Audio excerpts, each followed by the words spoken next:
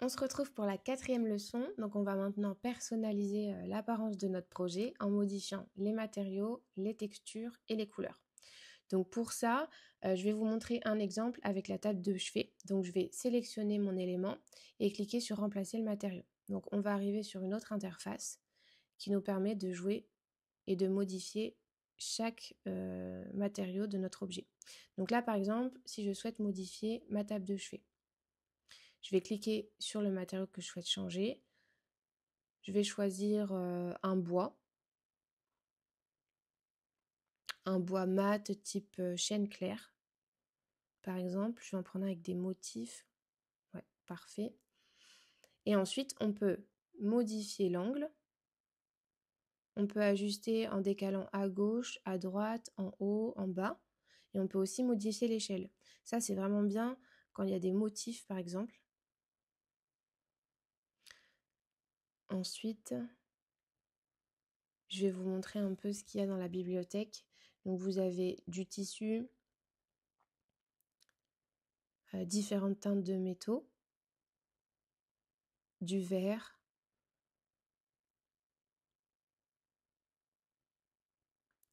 des miroirs avec différentes teintes aussi. Vous avez vraiment un large choix en termes de matériaux et si jamais vous pouvez aussi importer vos propres textures. Par exemple pour du papier peint, c'est très pratique aussi, comme ça vous pouvez utiliser des références qui existent sur le marché et venir les intégrer dans votre projet. Ensuite, je vais vous montrer une autre façon de modifier un matériau sur un objet. Donc par exemple là, ma penderie. Donc j'aime beaucoup ce modèle, mais je voudrais changer les façades et je voudrais la même teinte qu'un autre modèle que j'ai vu dans la bibliothèque. Donc je l'ai enregistré dans mes favoris. Voilà, c'est celui-là. Donc en fait, simplement, je vais venir faire un copier-coller en utilisant la brosse de matériaux. Donc je vais copier cette façade et je vais venir coller sur ma penderie. Je vais faire pareil avec les poignées. J'aimerais bien qu'elles soient dorées comme ici. Voilà. Alors là, elles apparaissent noires, mais dans le rendu réaliste, elles apparaîtront bien dorées. Les couleurs des matériaux là ne reflètent pas forcément le rendu que ce sera dans les rendus photoréalistes. Ensuite, du coup, j'aimerais créer une tête de lit. Donc une tête de lit en tissu XXL qui fait toute la largeur du mur avec un revêtement en bois au-dessus. Donc pour ça, je vais venir cliquer sur mon mur et mettre conception de mur. Donc je vais venir positionner des guides qui vont me servir de repère pour dessiner ma tête de lit. Et ça va me permettre aussi de vous montrer une autre fonctionnalité de Kuon qui est l'extrusion. Donc c'est-à-dire, ça permet de transformer une forme plate sur le mur en 3D. Donc là par exemple, c'est ma tête de lit que je dessine et grâce à l'extrusion, je peux lui donner l'épaisseur que je veux. Donc là je vais mettre 10 cm. Et en fait, c'est très pratique pour créer par exemple des niches ou des étagères sans à devoir modéliser l'étagère en elle-même. Donc là voilà, vous voyez le résultat. Donc maintenant, je vais venir appliquer mes textures. Donc vous avez deux possibilités. Soit vous utilisez la bibliothèque, là qui est à gauche. Donc par exemple, je vais venir prendre une peinture pour vous montrer. Il suffit de cliquer et de la mettre dessus.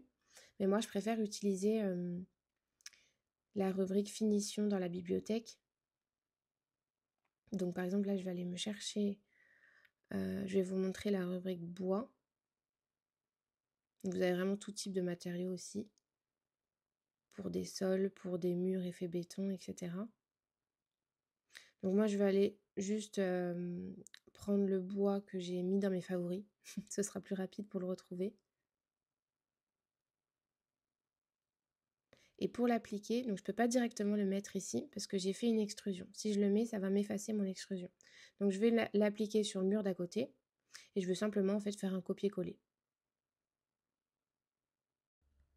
Voilà, donc je peux l'effacer. Et maintenant, je vais venir mettre du tissu sur ma tête de lit.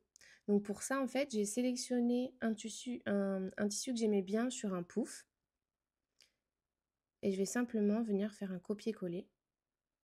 Et pour pouvoir mettre également le tissu au-dessus au niveau de mon extrusion, il faut aller dans matériel et composants et même principe, faire un copier-coller.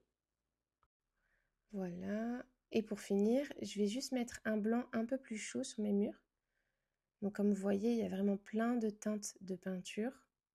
Je vais aussi peindre ma porte, peindre l'autre mur, le mur du fond. Et je vais également peindre mes plantes pour qu'elles soient de la même teinte que mes murs et que ça soit plus harmonieux. Et voilà, la modélisation est maintenant terminée. On se retrouve dans la prochaine vidéo. Je vais vous montrer comment réaliser des rendus photoréalistes. Je vais vous montrer un exemple aussi de panorama 360 et une vidéo. À bientôt!